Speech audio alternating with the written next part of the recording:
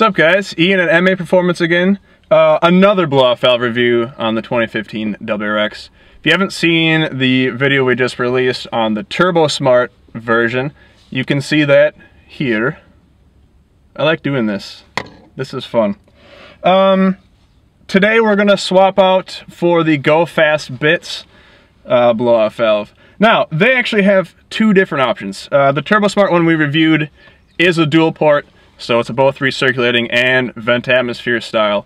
The Go Fast Bits, which is in my car now, is a dual port version, so we'll take that around the street here so you can kind of get some sound clips on that. But they also do offer a fully recirculating shown here, which is basically identical to the factory setup. So this is an option for guys who aren't looking for the most show-off of sounds. They want to be a little bit more stealth.